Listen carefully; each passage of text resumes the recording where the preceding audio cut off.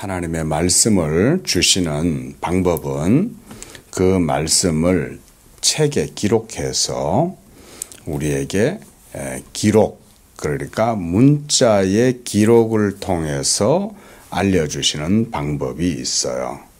물론 하나님은 선지자들이나 모세를 통해서 직접 하나님이 나타나셔가지고 말씀을 해주실 수도 있지만, 그렇게 되면 듣는 사람만 그 말씀을 이해하지 그 음성을 듣지 못한 사람은 그 말씀을 이해할 수가 없겠죠. 그래서 하나님은 이 하신 말씀을 책에 기록하게 하셨어요. 그래서 많은 사람들이 이 글을 읽으면 하나님이 하신 말씀을 배울 수 있고 깨달을 수가 있게 된 거예요. 만약 누군가에게만 하나님이 꿈에 나타나시든지 환상 중에 나타나시든지 이렇게 나타나가지고 말씀을 했다고 하면 그 사람만 그것을 듣고 이해를 할 수 있겠죠. 그렇죠? 그러나 그 들은 말씀을 책에 기록하게 되면 이제 그 들은 말씀이 모든 사람들이 다 들을 수 있을 뿐만 아니라 또 책에 기록되어져 있으면 그 말씀을 바꿀 수도 없겠죠. 그렇죠? 우리가 서로 간에 뭔가 물건을 물건을 팔고 사고 이렇게 할 때에는 뭘 쓰냐면 계약서라는 거를 써요. 계약서라는 거를 쓰는 이유는 뭐냐면 서로 말할 때는 이렇게 말하고 또 나중에 시간이 지나면 또 사람이 말을 바꿀 수도 있는 거예요.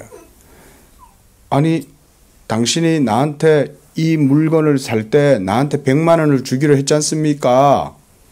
내가 언제 100만 원이라고 그랬어요? 50만 원이라고 그랬지.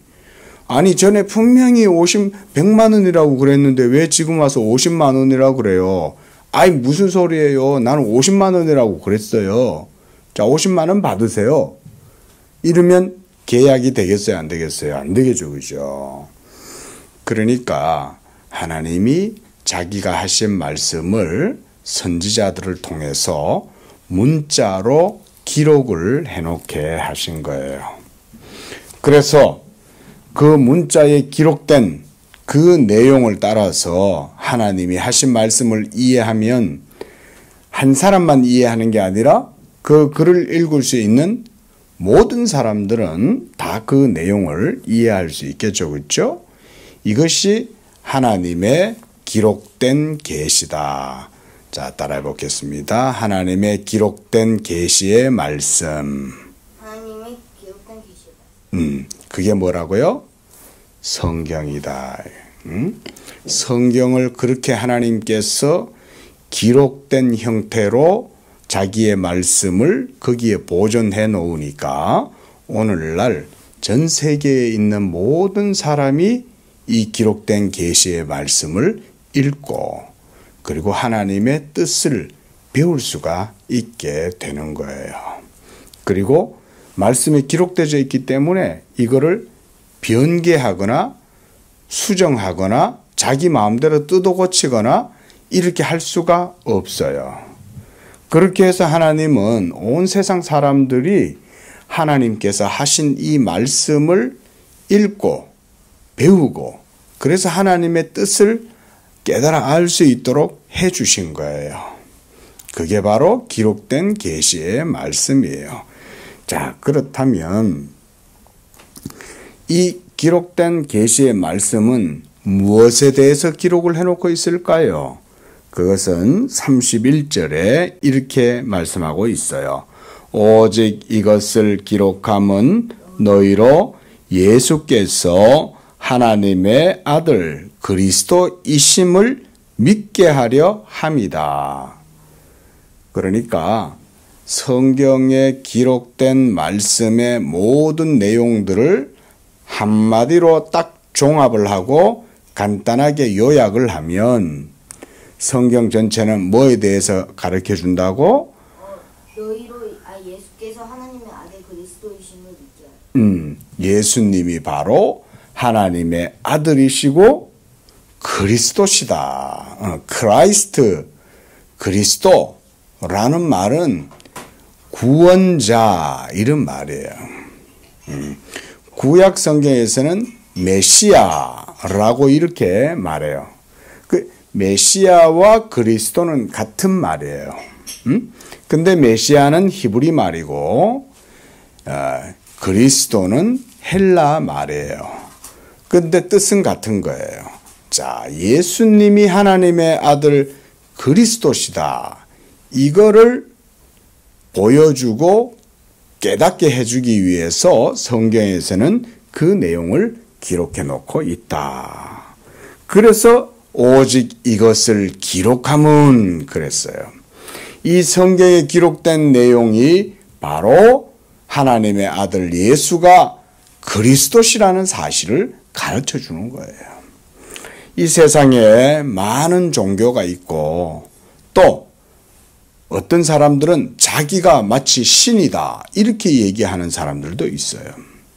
그런데 예수님도 뭐라고 말씀하셨냐면 거짓 선생들과 거짓 예수 누구든지 많은 사람들이 이 거짓 선지자와 거짓 예언자 또 거짓 예수 내 이름으로 와서 많은 사람들이 내 이름으로 너희들에게 와가지고 거짓말을 할 것이다. 예수님도 이렇게 말씀했어요. 그래서 오늘날도 많은 사람들이 자기가 하나님의 아들이다라고 얘기하는 사람들이 많고 자기가 교주 행세를 하는 사람들도 많고 자기가 메시아다라고 주장하는 사람들이 지금도 적지가 않아요. 교주란 어떤 하나의 종교의 주, 종교의 머리, 우두머리, 지도자 이런 말이에요. 가령 예를 들어서 우리나라에도 많은 사이비교가 있죠. 그럼 사이비 교를 이끄는 교주는 대장이에요, 대장. 근데 그들은 자기가 신이라고 하거나 자기가 성령이라고 하거나 자기를 믿으라고 하거나 이런 소리를 하는 거예요. 그런데 바로 그렇게 누가 참된 하나님이고 그리스도인가 성경이 딱 가르쳐주고 보여주는 바로 그분은 2000년 전 나사렛에서 나고 자라신 그 예수님, 나사렛 예수님이 바로 하나님의 아들이다. 그리고 성경은 그것을 기록해 놓고 있다는 거예요. 그래서 또한 너희로 믿고 그 이름을 힘입어 생명을 얻게 하려고. 그러니까 성경은 그냥 책이 아니에요.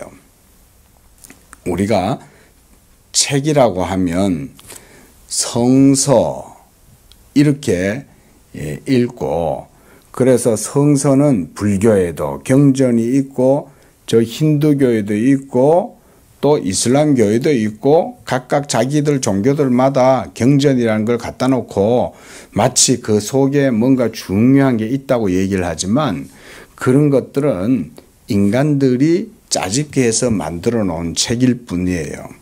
그런데 이 성경은 오랜 수천 년의 역사 동안 이어져 오면서 여러 다양한 선지자들과 다양한 저자들이 책을 기록했지만 그 책에 기록되어진 모든 내용들은 한결같이 시대를 넘어서고 다양한 저자들에 의해서 기록되었지만 그 모든 사람들과 모든 시대가 동일하게 누구에 대해서 얘기를 하냐면 예수님에 대해서 얘기해 놓고 있어요. 그리고 그렇게 성경이 기록된 이유는 바로 그 성경에 기록된 예수님이 하나님의 아들이요. 그가 바로 그리스도시고.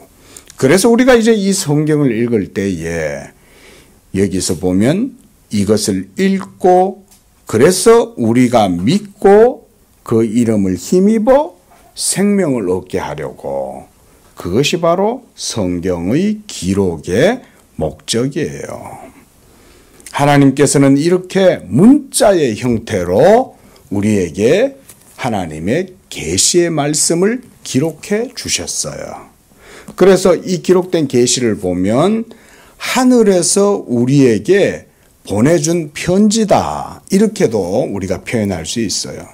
하늘 아버지께서 이 세상 죄인들에게 하나님의 사랑과 구원의 약속을 적어 놓은 편지. 그래서 성경은 사랑의 편지라고도 할 수가 있어요. 그리고 그 편지의 내용 안에는 내가 너희를 사랑하여 아들을 보낼 것인데 누구든지 그 아들을 믿으면 구원을 얻는다. 이런 내용이 바로 기록된 성경의 말씀이다.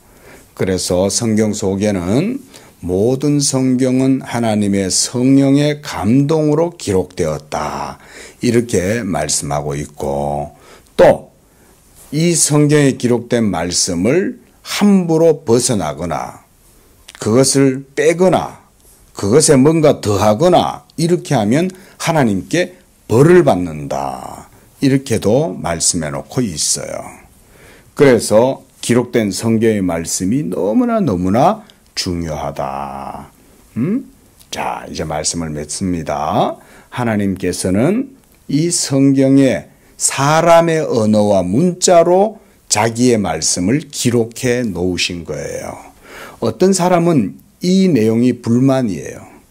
아니, 하나님의 신성한 말씀, 영원하고 거룩한 말씀이 어떻게 사람의 천박한 문자, 사람의 수준 낮은 언어와 문자로 그렇게 하나님의 거룩한 말씀이 기록될 수 있단 말이야.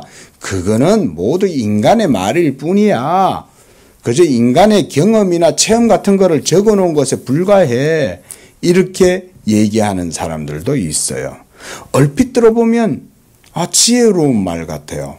그래, 하나님의 말씀은 영원하고 그 하나님의 영원한 말씀과 영광스러운 말씀이 이렇게 사람의 천박한 글자와 문자와 언어로 기록된다? 그렇지 않을까? 자, 그런데 여기에서 그 사람은 하나만 알고 둘은 몰라요.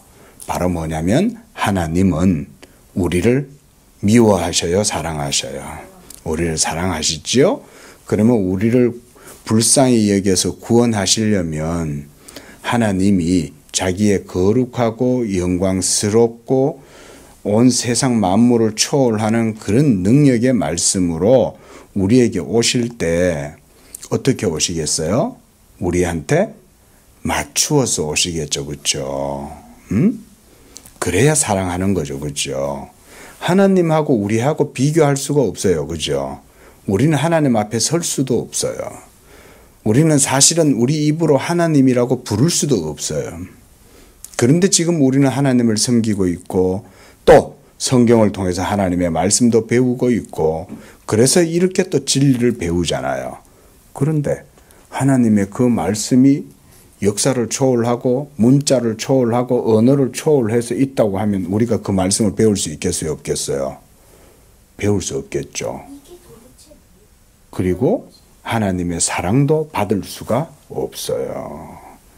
그래서 하나님이 문자의 형태로 기록된 형태로 자기의 계시의 말씀을 여기에 기록해 두시고 그리고 우리가 이 성경을 읽을 때에 그 성경에 기록된 내용이 성령을 통해서 우리에게 그 말씀을 깨달을 수 있도록 해주시는 거예요.